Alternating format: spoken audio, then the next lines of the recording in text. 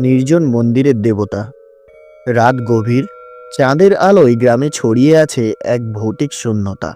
অজয় একটি বিশ্ববিদ্যালয়ের প্রত্নতত্ত্ব বিভাগের ছাত্র।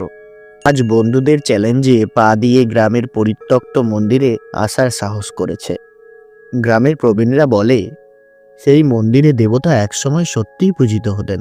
তবে একদিন গ্রামের কয়েকজন মন্দির থেকে মূল্যবান রত্ন চুরি করতে গিয়ে রহস্যজনকভাবে মারা যান। তারপর থেকেই মন্দিরটি পরিত্যক্ত হয়ে পড়ে। অজয় মন্দিরে ঢুকে দেখে জীর্ণ দেওয়ালের ওপর সাপের চামড়া ঝুলছে, মাঝখানে একটি প্রাচীন পাথরের মূর্তি। মনে হয় মূর্তির চোখ যেন তাকে সরাসরি দেখছে। অজয় আলো ফেলতেই লক্ষ্য করল মূর্তির এক হাতে রক্তের দাগের মতো কিছু রয়েছে। সে ভাবল হয়তো এটা পুরনো লাল মাটি। তবে যতক্ষণ সে মূর্তির সামনে দাঁড়িয়ে ততক্ষণ তার শরীরের রক্ত যেন জমে যাচ্ছিল। বুকের ভেতর একটা চাপা অস্বস্তি। হঠাৎ একটা ঠান্ডা বাতাস তার শরীরে বয়ে যায়। অজয় পেছনে ফিরতে গিয়ে দেখে দরজা বন্ধ, গলা শুকিয়ে আসে। সে দরজার দিকে এগোতেই পাথরের মূর্তির চোখে এক অদ্ভুত জ্যোতি জ্বলে ওঠে। তুই জানিস এই মন্দিরে কি লুকানো আছে? গম্ভীর একটি কণ্ঠস্বর বাতাস ভেদ করে আসে। অজয় ভয়ে কাঁপতে থাকে। কে কে বলছে? আমি এই মন্দিরের দেবতা। একসময় সবাই আমার পুজো করত। এখন আমার ক্রোধে কেউ বাঁচে না। তুই এখানে কেন? অজয় বলল, আমি আমি কেবল ইতিহাস জানার জন্য এসেছি, কোনো ক্ষতি করার উদ্দেশ্য নেই। দেবতার কণ্ঠস্বর আরো ভয়ঙ্কর হয়ে ওঠে। মানুষ আমাকে ভুলে গেছে।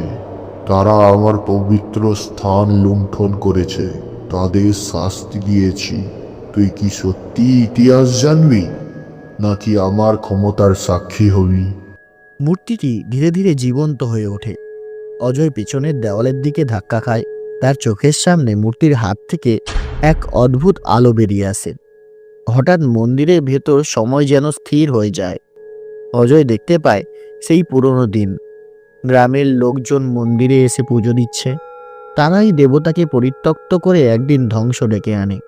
দৃশ্য শেষ হওয়ার পর দেবতা বলেন, তুই ফিরে যা। তোর সাহসের জন্য বেঁচে গেলি, কিন্তু এই ইতিহাস মানুষের কাছে পৌঁছে দিস। অন্যথায় এই গ্রাম আবারও আমার ক্রোধের শিকার হবে। অজয় দ্রুত মন্দির থেকে বেরিয়ে আসে। পরের দিন সকালে গ্রামে ফিরে সে তার অভিজ্ঞতার কথা সবাইকে জানায়। প্রাচীন দেবতার গল্প নতুন করে ছড়িয়ে পড়ে।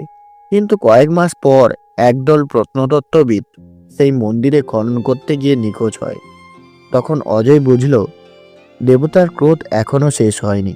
বন্ধুরা, ভিডিওটি ভালো লাগলে ভিডিওটিকে লাইক আর শেয়ার অবশ্যই করবেন। আর যদি এরকম আরও সুন্দর সুন্দর গল্প শুনতে চান তাহলে চ্যানেলটিকে সাবস্ক্রাইব করবেন। দেখা হচ্ছে আরও একটি নতুন গল্পে।